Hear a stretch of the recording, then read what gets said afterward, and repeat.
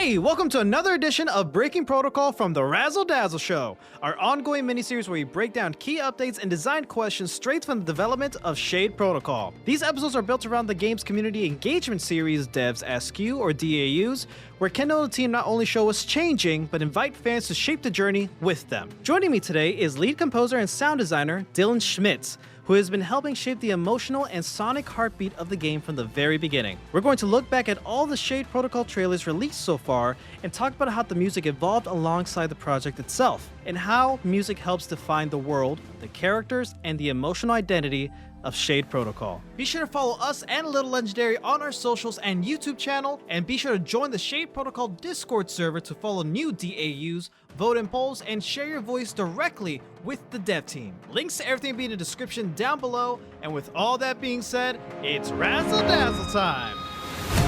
Dillan, thank you so much for joining me on your first episode here on Breaking Protocol. I'm so happy to have you here. It's a pleasure to be here, man. Thanks for having me. So there's a lot of ground to cover and a lot of trailers to talk about, but I think my goodness, many trailers. yeah, and you, so like what? It's 4 to 6 trailers at the moment, if off the top of my head. If you also include the Alabaster I Dawn do. / Crosscode, then it'd be 5. 5, man. So far as of recording, with many more to come, I'm sure, up until the release of the game. Many more.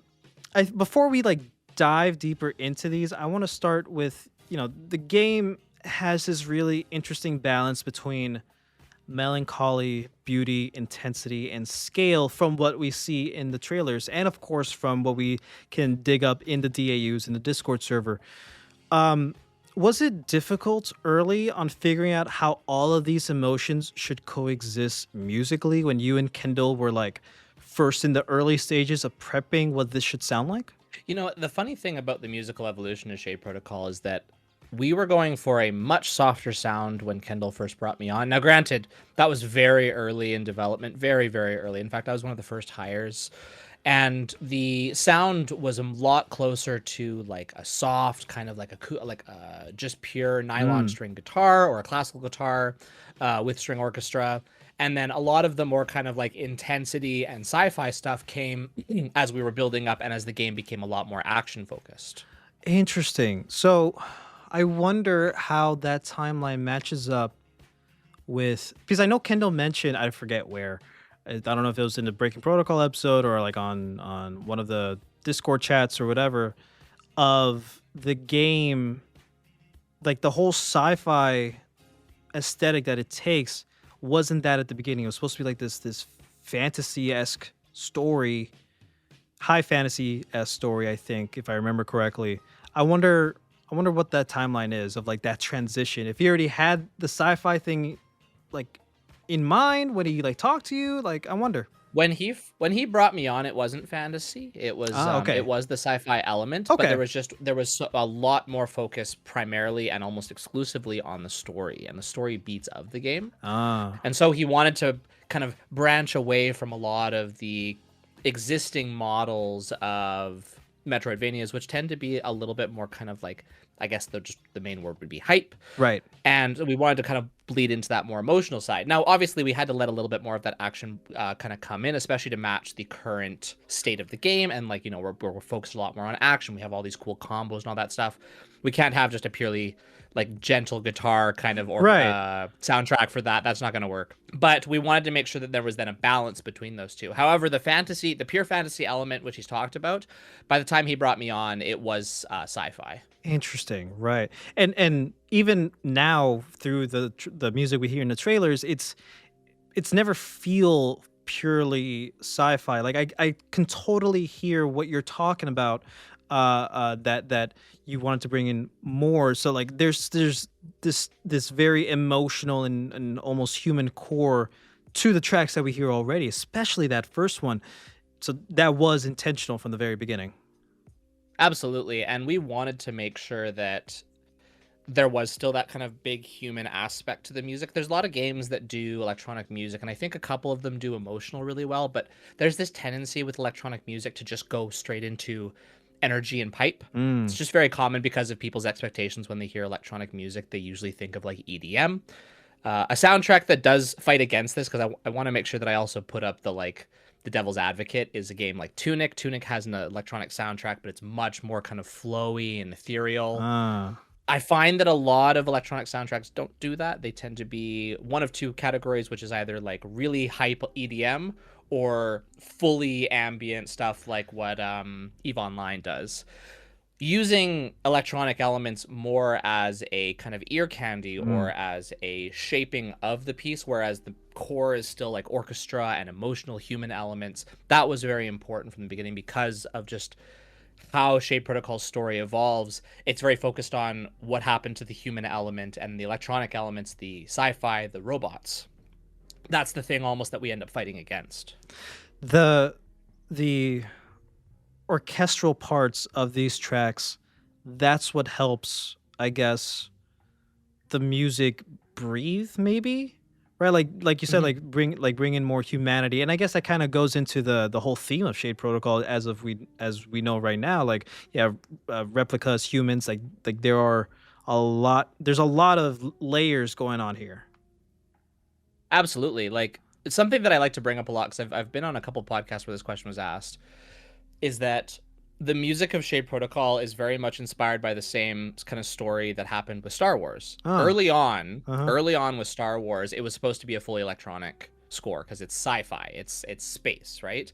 And at the time, the 1970s, the synthesizers were kind of still new. They'd only been around for about 10 years and maybe 5 or 6 years commercially. So they were the hot new thing. Everyone was using synthesizers and they were very bleepy and bloopy at the time. So at the beginning, they wanted to do that because that's what all the sci-fi shows of the day were doing.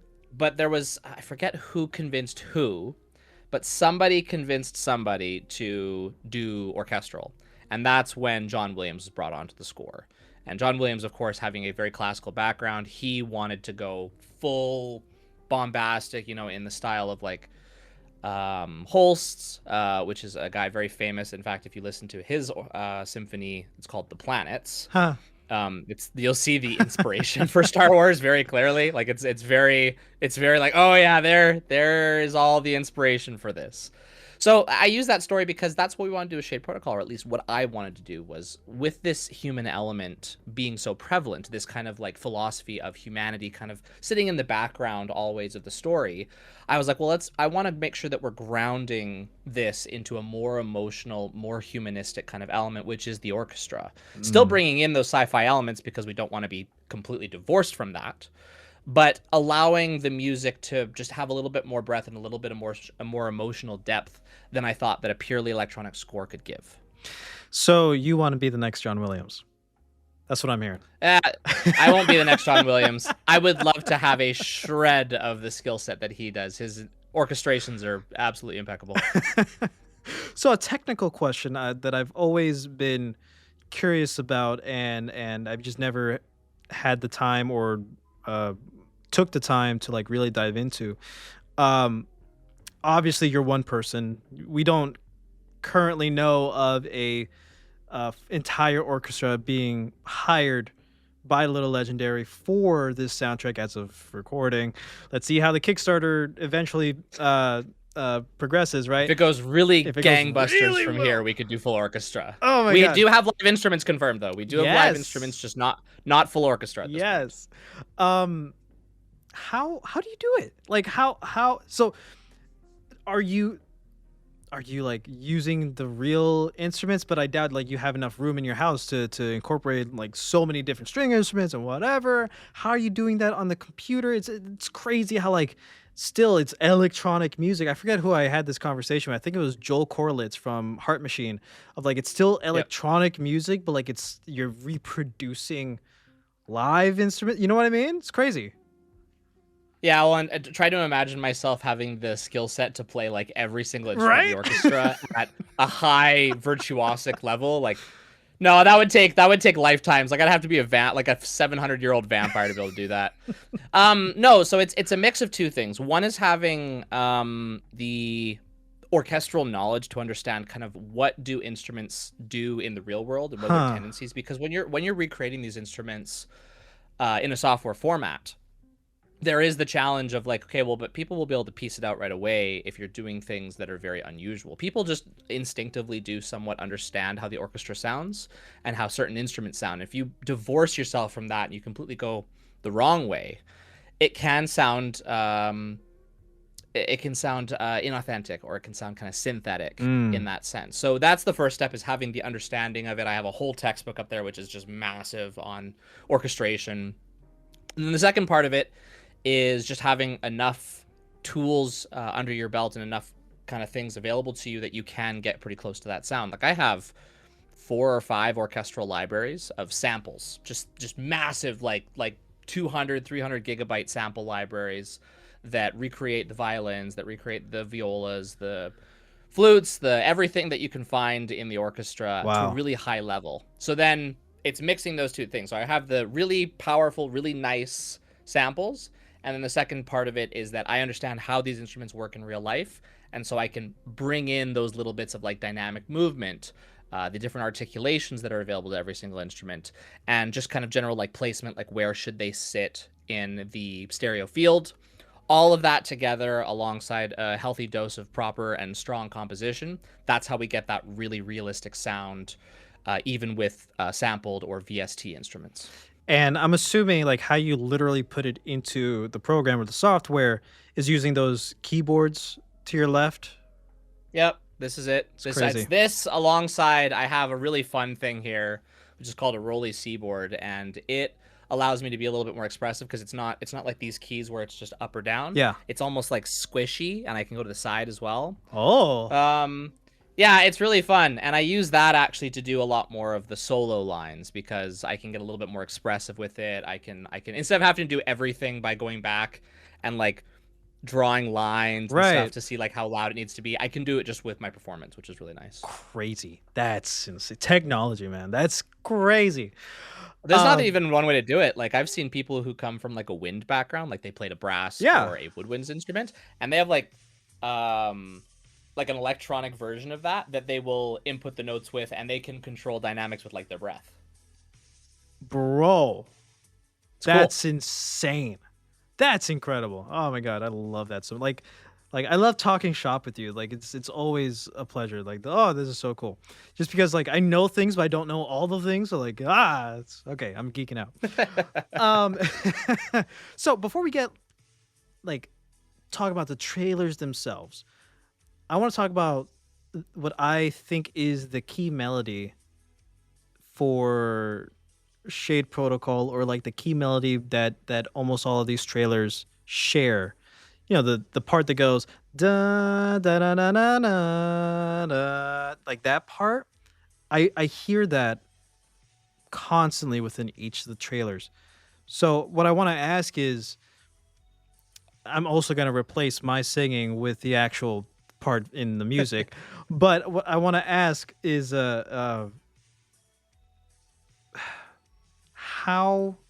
do you go about developing what can potentially be considered the theme for, I guess, not just this game but a game itself?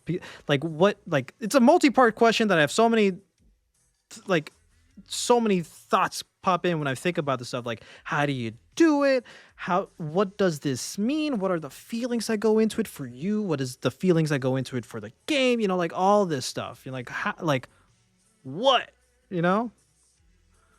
You know, I think I have a different perspective on this than a lot of composers. I don't actually usually start with melody. I start with harmony, which is everything that's happening around the melody. And for me especially, and this is a bit more of a kind of like a musical philosophy kind of thing, I find that melody evolves out of harmony. And so for me, I am going to make sure that the harmony and the movement of the other instruments is already pretty close to the emotional depth or kind of moment that I want. And then from there, I develop the melody. And the melody, there are some certain tendencies. Like if you want a heroic melody, you do big jumps. If you want a more kind of like gentle melody, you usually go in what are called scales, or you're moving in stepwise motions. You're kind of, the intervals between the notes are a little bit smaller. Right. But it really, for me, does come down to making sure that the harmony is structured first, and then I'm building out a melody from there. Once I have a melody, and I'm happy with that melody, and I feel that it elicits the right emotion, then we can take that and we can turn it into the leitmotif of the game. We can then kind of put that and place it in different places. We can move it around. And the funny thing is about these melodies, like I think people always get very stuck on melodies, but if you take that, you put a different harmony under it, or you change what's going on underneath it, you can completely change the emotion of a melody very quickly. Which is why I like to start with that first, because I think that more important than even the melody is what's happening underneath it, because everything else shapes what emotion you're going to get drawn out of it. Again, little tendencies like the big jump or the stepwise motion, but I really like the harmony first. Interesting. That point you just mentioned of how it can change the mood and tension of the melody, depending on the harmonies, have you done that within the trailers yet? No, I would say the trailers are all more or less the same kind of emotion, but there's purpose behind that. Trailers especially, they want to be more dramatic. They want to be more bombastic. You don't have a moment to like quiet down or chill unless you're doing a very gentle trailer, which we haven't quite done yet. Wow, that's taking me aback, because I feel like the first trailer is the most gentle of them all. The first trailer and just to me sounds very mysterious, atmospheric, while as we get to the newer ones, there's more, it feels more cinematic, explosive, emotionally charged. There's like, the first one, there's a lot of strings, there's a lot of violins, obviously. Don't get me wrong, there's definitely progression in the trailers. Yes, and I wanted to talk about when we talk about low energy, like, or something that's more kind of like quiet, emotional, like ethereal, the trailers don't get anywhere close to that. Interesting. None of them. So we just got to wait for like a story-specific trailer, and then we'll see what happens or something. Story-specific or the game. Or the game. Check out the game. Wishlist now on Steam, everybody. Wow, that's amazing. So this evolution within all the trailers and how hype it gets, all intentional. Yeah. To some extent. I think some of it did come from like players' expectations. What we saw was working, but there definitely was also a level of, okay, we need to have every trailer be more hype than the last one. So how do we do that? Right. Which is a challenge when a little bit of a backstory on these kind of trailers. Like something that we do beforehand is we do storyboarding, right? And always in every single trailer, there's a moment that's like the 10 out of 10, full energy, full hype. World cut. So trying to one up that every single time is like, oh, that could be hard. One-upping the world cut. I mean, I think it was the Kickstarter launch trailer probably, where like towards the end it was just world cut, like so many different ones, and I'm like, yo. Yeah, our most recent trailer, it was very, very bombastic. That was the one as well with the animatic in it. Yeah. Oh, so good. It looks so good, man. Oh my god. This has been another episode of Breaking Protocol from the Razzle Dazzle Show.